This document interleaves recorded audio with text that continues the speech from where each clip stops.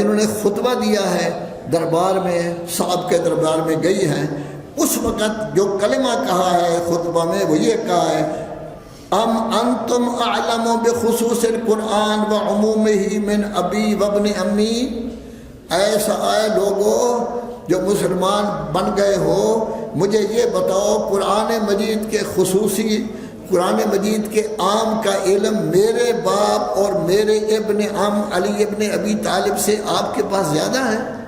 تو علم تو رسول اللہ کے پاس تھا، علم تو مولا کائنات کے پاس تھا، جن کو الراسخون فی العلم کہا گیا ہے وہ دوسرے لوگ تو نہیں تھے، وہ تو اہل بیت تھے۔ وما یعلم تاویلہ الا اللہ والراسخون فی العلم، اس کی تعویل کو کوئی نہیں جانتا مگر اللہ۔ اب ہمارے حضرات نے کیا کام کیا ہے؟ اللہ پر وقف لازم لگا دیا ہے تاکہ جو بھی پڑھے گا وہ پڑھے گا وما یعلم تاویلہ الا اللہ۔ اگر ایک چیز کی تعویل کو صرف اللہ جانتا ہے، پھر اس کو قرآن مجید بنا کر لوگوں کے لیے، انسان کے لیے پیش کرنا، اور وہ بھی سب انسانوں کے لیے، مسلمانوں کے لیے بھی ہے، کافروں کے لیے بھی ہے، یا ایھا الناس، اے لوگوں، سب کو خطاب کیا گیا، صرف مسلمانوں کو خطاب نہیں کیا گیا۔ اگر اس کی تعویل کو اللہ کے علاوہ جانتا ہی نہیں تو رسول اللہ پر کیوں نازل کی گئی وہ چیز؟ پھر ہمارے لیے کیوں نازل کی گئی؟ ادھر کہا جاتا ہے وَلَقَدْ يَسَّرْنَا الْقُرْآنَ لِلذِّكْرِ، قرآن مجید کو ہم نے آسان بنایا ہے، تو ایسی بات نہیں ہے۔ اصل یہ ہے کہ وقف لازم ان لوگوں نے لگایا ہے تاکہ میم پر آپ رک جائیں۔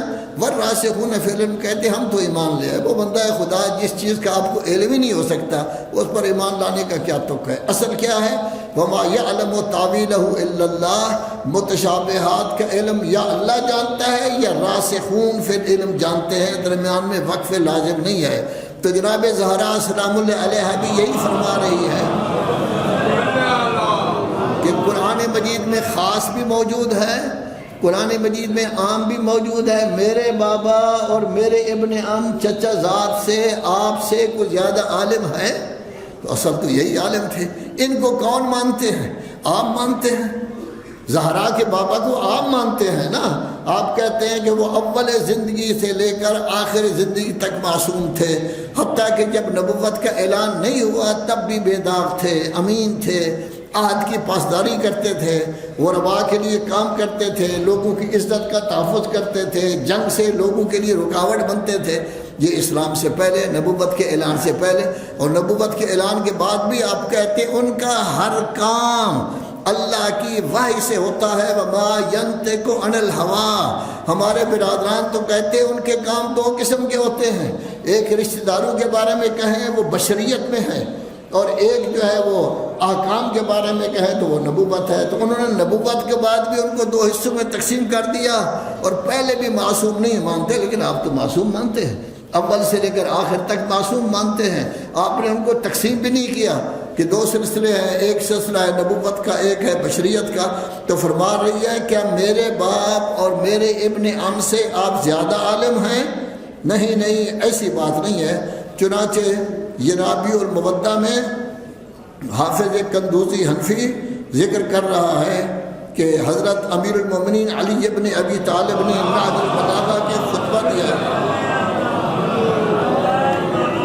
کہ جو لوگ یہ سمجھتے ہیں کہ ہم راسخون فی العلم ہیں وہ جھوٹ بولتے ہیں ہم پر۔ اللہ نے ہمیں بلند کیا ہے، دوسرے لوگوں کو ہم سے پست کیا ہے۔ اللہ نے ہمیں بہت کچھ دیا ہے، دوسرے لوگوں کو کچھ نہیں دیا۔ اللہ نے ہمیں ہر اچھے معاملے میں داخل کیا ہے، دوسرے لوگوں کو اچھے معاملوں سے نکال لیا ہے۔ اللہ تبارک و تعالی ہمارے ذریعے لوگوں کو ہدایت دیتا ہے، اور دوسرے لوگ نابینا بناتے ہیں، لوگوں کو ہدایت سے بے بہرہ بناتے ہیں، وہ کسی چیز کو نہیں مانتے۔ تو گویا ینابی المودہ والا بھی کہہ رہا ہے کہ راسخون فی العلم اہل بیت ہیں، اور جناب زہرا سلام اللہ علیہ بھی استدلال کر رہی ہے کہ راسخون فی العلم کون ہیں؟ وہ اہل بیت ہیں۔ اور پھر یہی حافظ قندوزی کہتے ہیں کہ حضرت امام جعفر صادق علیہ السلام فرماتے ہیں کہ جہاں کہا گیا اس کی تعویل کو کوئی نہیں جانتا مگر اللہ اور راسخون فی العلم، امام چھٹے فرماتے ہیں ہم ہی راسخون فی العلم ہیں، ہم ہی وہ ہیں جو پورا علم جانتے ہیں۔ یعنی قرآن مجید کا علم اگر ہمیں نہ بھی ہو تو اہل بیت جانتے ہیں، وہ اہل بیت روایات کے ذریعے حدیث کے ذریعے تصریح کر دیں گے کہ اس سے مراد کیا ہے، لذا متشابہات کا مسئلہ جو ہے وہ ختم ہو جائے گا اور ہم سب سمجھ جائیں گے۔ تو گویا اصل چیز کیا ہے؟ اصل چیز یہ ہے کہ علم کی اتنی اہمیت ہے کہ مولا کائنات جناب زہرا سلام اللہ علیہا رسول اللہ کا تذکرہ ہو رہا ہے تو علم کا تذکرہ ہو رہا ہے۔ ہمیں چاہیے ہر روز کچھ نہ کچھ پڑھیں، کتابوں کا مطالعہ کریں، اردو کی کتاب ہو، انگلش کی ہو، عربی کی ہو، فارسی کی ہو، کسی زبان میں ہو، پڑھیں۔ جتنا پڑھیں گے اتنا ہی ہمارے علم میں اضافہ ہو جائے گا، فائدہ ہو جائے گا۔ ہو سکتا ہے اس کے پڑھنے کی وجہ سے ہماری زندگی میں تبدیلی آ جائے۔ آپ دیکھتے ہیں نا کچھ لوگ ایسے ہیں جو نماز روزہ سے بالکل جدا ہیں، لیکن کبھی کبھی کوئی آدمی ان کو کوئی چیز بتاتا ہے، ان کے ذہن میں آ جاتا ہے، وہ سب غلط کام چھوڑ دیتے ہیں اور نماز روزہ کی طرف آ جاتے ہیں۔ ایک آدمی ہے دین کے ساتھ اس کا کوئی تعلق نہیں، لیکن وہ سب کو چھوڑ کر دین کی طرف آ جاتا ہے۔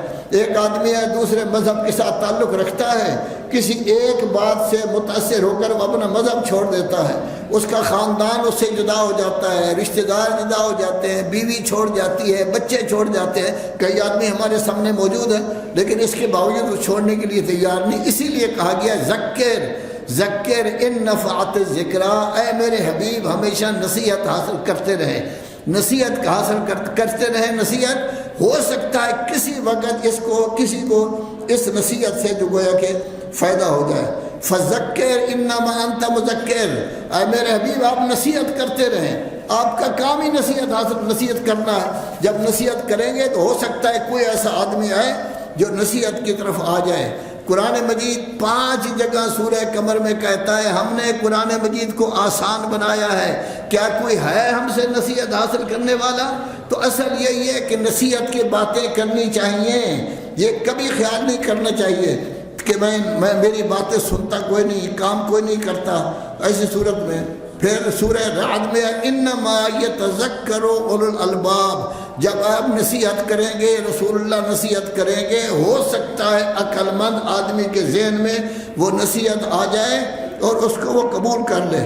سیذکر من یخشی، جس کے دل میں اللہ کا تھوڑا سا خوف بھی ہو وہ نصیحت حاصل کر لیتا ہے، جو بدبخت ہو وہ نصیحت حاصل نہیں کرتا۔ فذکر بالقرآن من یخاف وعید، جس کا اعتماد قیامت پر ہے اس کو آپ نصیحت کریں، فائدہ ہو جائے گا۔ جب اس کا ذہن جائے گا کہ قیامت بھی آنی ہے، مجھے دربار خداوندی میں جانا ہے، تو نصیحت کو جو ہے وہ حاصل کر لے گا۔